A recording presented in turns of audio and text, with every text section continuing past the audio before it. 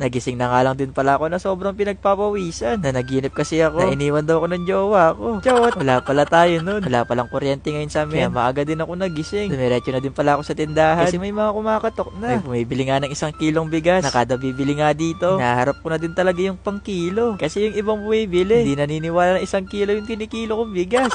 Kapag nandito ka na din pala sa tindahan, kailangan maging alisto ka kahit kakagising mo pa lang. Alam mo dapat kung ano yung kulang at ano pang dapat na gawin. Katulad nga ngayon, naubusan na nga ng mga malalaking soft drinks. Kaya nag-refill na muna ako sa chiller. At kada bumibili nga ng soft drinks dito, pinapadeposito ko yung mga bote. Kasi kapag walang deposit mga guys, baka hindi na bumalik yung mga bote. Hindi pala baka, hindi talaga siya babalik.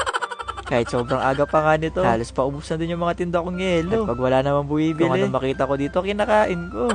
Pero yung mga papiso-piso lang naman na tinda ni mama. At habang kumakain nga ako ng chewing gum, bigla rin dumating si ate. May nagpadala nga daw. Galing kay Kuya JP tsaka kay Ate Gia. At grabe, nag-abala pa talaga sila. Meron pa nga sila nakasulat dito na happy 13 million followers sa TikTok. Kaya salamat sa Upper Room family. Mukhang masarap yung mga pinadala nilang kape. At meron pa silang pa-dessert dito. At cake naman para ma-celebrate natin yung 13 million followers natin sa TikTok. Grabe no mga guys. Parang kailan lang tayo nag-start mag-TikTok. At ngayon nga umabot na tayo ng ganong karami.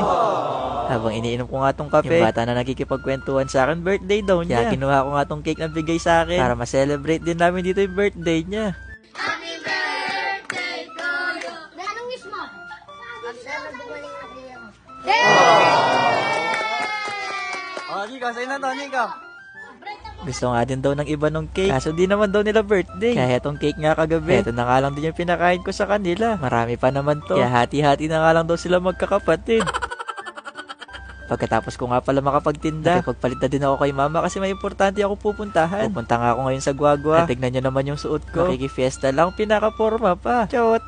Naimbitahan pala tayo sa Barangay Maquiapo para makisaya sa fiesta nila. Kaya kahit sobrang init ngayon mga guys, ilalaban talaga natin yung pagsuot ng jacket. Andito na nga din pala yung magsusundo. At sila nga din talaga yung maghahatid kay Chawat papunta Maquiapo, Guagua. Sa Pampanga lang din pala yun. Kaya medyo malapit lang din talaga sa amin. Habang bumabiyahe din pala kami, may nadaanan din pala kaming mga sumasagala. At sa May 27 pala, mag-escort pala ako sa Makabebe, Pampanga. Kaya sa mga taga Makabebe, magkita-kita tayo doon. Pero kung ayaw nyo ako makita, bahala kayo dyan. Chawat! Makalipas nga ng ilang minutong biyahe namin, nakarating na din kami dito sa Maquiapo, Guagua. At dahil fiesta nga dito mga guys, makikikain muna tayo dito sa mga nakatira sa Guagua. At kung pwede na makikisharon na din. Chot! Nandito na din pala yung mga makakasama ko na si Izzy Wilson. Lagiris din siya dito sa Pampanga mga guys. At yung isang tiktokeris naman na si Mika. Tapos na nga din daw sila makikain. Kaya ako na muna yung makikikain dito mga guys. Shoutout ko na din pala sa secretary. At pinaghandaan pa din talaga kami ng pagkain. Pero binilisan ko na yung pagkain mga guys. Kasi nagsisimula na yung boxing dito. Chot! Inimbitahan pala ako nila dito sa Maquiapo. Kasi yung mga taga dito nire-request daw nila si Chawot. Gusto nga daw nila ako makita at marinig daw yung boses habang kumakanta. At syempre umaldag na din daw.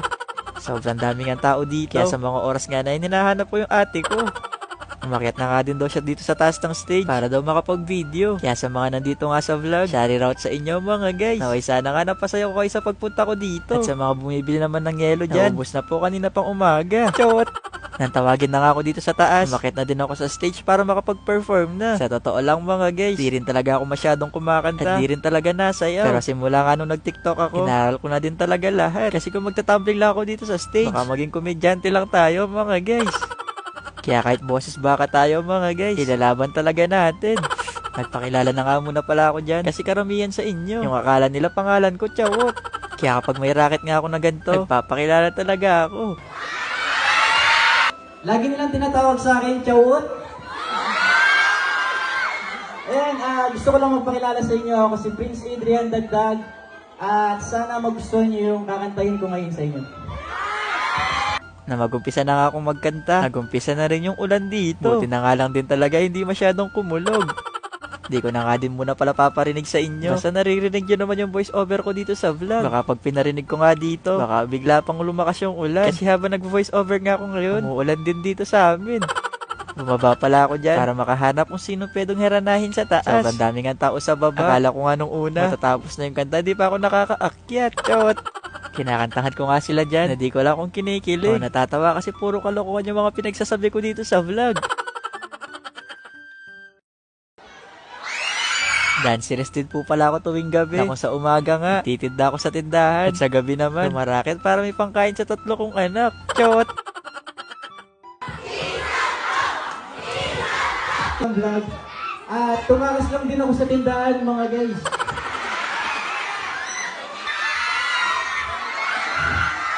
Guys, sabihin natin, pag bilang ko ng 3, sabihin natin, hindi mo na yung chawot. Yung ano muna, yung ayun lang, bye-bye. Okay ba kayo doon? 1, 2, 3. Grabe kayo magmahal kay Chawat, mga taga Macquiapo, Guagua, Pampanga. Mahal ko na din yata kayo. Chawat! Ay, hindi pala Chawat. Okay, sana yung ibang viewers nga natin dito sa vlog. Nakita ko din kayo. Huwag kayong mag-alala. Ako na din pupunta sa barangay nyo kahit hindi ako iniimbitahan. Chawat! Maraming salamat ulit sa suporta at panonood lagi sa mga vlog ko. Uwi na din pala ako kasi chinat na ako ni mama na kailangan ko na nga daw gumawa ng yelo kasi ang dami na daw naghahanap. Chawat! Ang dami nga sumusunod kahit pa uwi na. Parang gusto yata nila ako tulungan gumawa ng yelo sa bahay mga guys. Chawat! Ayun lang. Bye-bye!